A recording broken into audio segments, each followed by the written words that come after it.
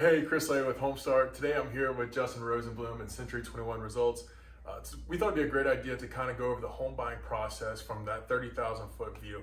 But before we do that, Justin, you want to give us a little background about yourself? Absolutely. My name is Justin Rosenblum, like Chris just said. Work with Century 21 Results. Graduated from UGA in 2019 with my real estate degree, so I knew I wanted to do real estate in school. Actually went to commercial straight out of school, and then have been doing residential now for the past year and a half, and having a lot of fun, and glad to be working with you now. Yeah, man, absolutely. And so we were talking about that home buying process. So do you mind kind of giving us that overview, that 30,000 foot overview? Yeah, so the biggest thing is for first-time home buyers, or I guess anyone now buying a home, is to get pre-approved, see what you're looking for and a purchase price, right? So it's crazy when you're starting to look at homes, a lot of different things. The last thing you want to do is be looking all over the place and don't even know what you can or can't afford, right? So talk to somebody like Chris, get you a pre-approval letter, then you'll find an agent. They'll start helping you find your property that you want, right? You'll give them the different criteria you want. You'll go out, see some different houses, submit some offers, and then get accepted on one of those properties. So once you're under contract, agent and lender like yourself are going to get the client to the closing table, and then it's ready to move in.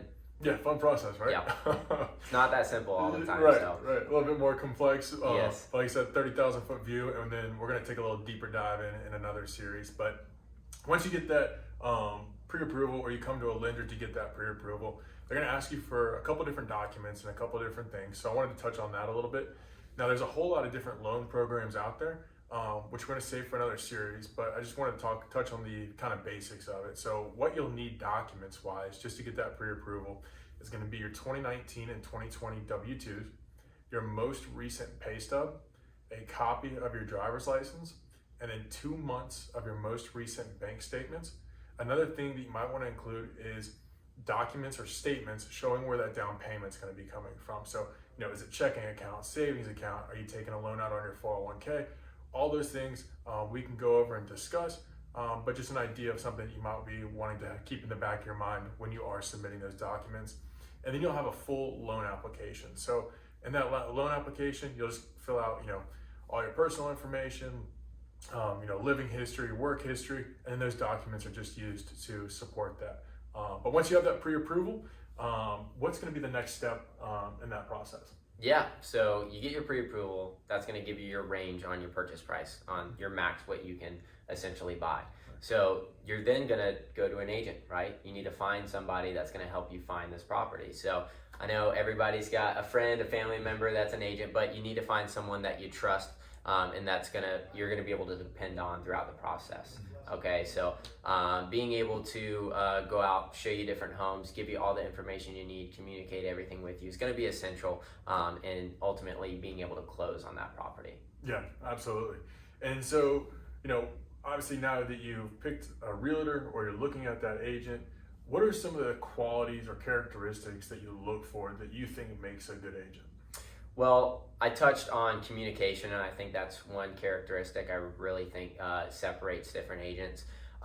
Communication between obviously your clients, but with other agents as well, and trying to get a deal done. So a lot of agents can simply submit offers for clients. They'll email that other agent, say, here's my offer, hope to work with you soon, and that's it. I, on the other hand, I like to really, communicate, talk with the agent, see what's important for the sellers. When do they need to close by? What certain things do they need on this offer? That's, obviously you can only disclose so much about what they need, but just being able to find out as much information to help your own clients is going to be key. But other agents, if you're showing that you're willing to communicate and work out there, that's going to be good as well, because you're going to be someone that they want to work with. Right. So it goes both ways. So communication is key in that regard, and I think can definitely set out agents from the others. Yeah, absolutely. And kind of picking back off of you,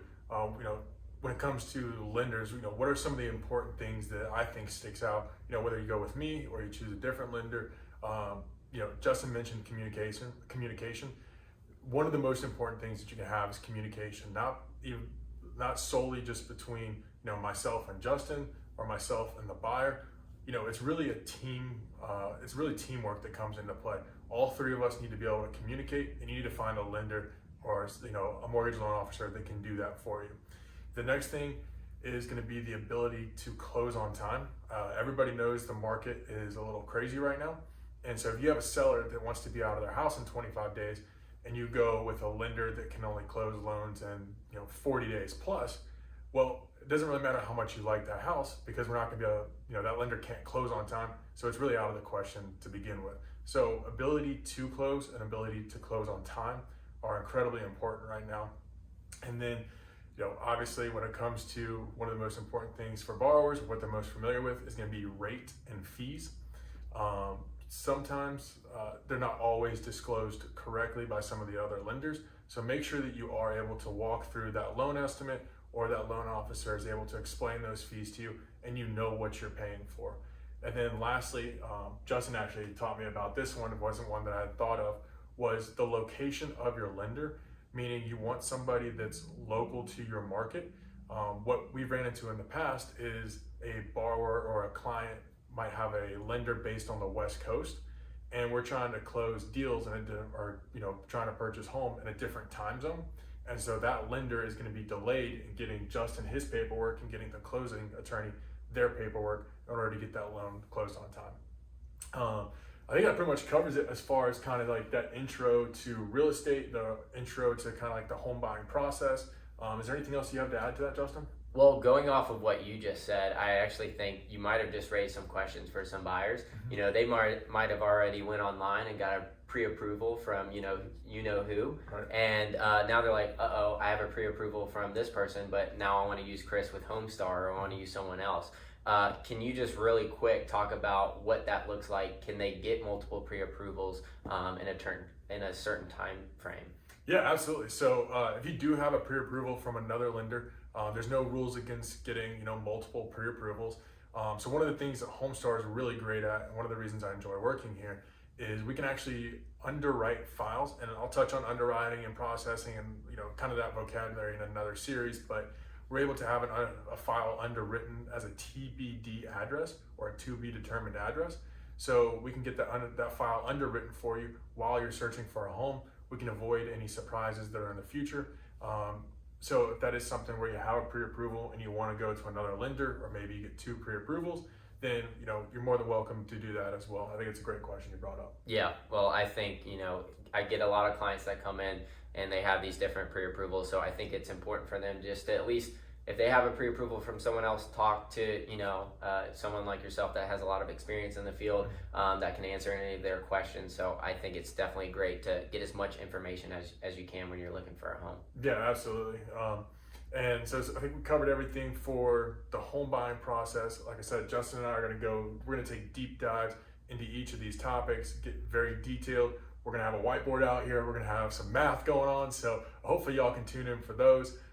Justin, where can people reach you? They can find me on social media. I've got my pages on Facebook, Instagram. If you look my name up, you can probably find that. And then century21results.com. It's got my email, my phone. Shoot me a text, call, email, whatever you prefer, and I'll definitely respond back. Perfect. Yep, we'll put the links below for Justin's profiles, and then for mine, Chris.laye Mortgage. Y'all know where to find me, and can't wait for the next series. Thanks, man.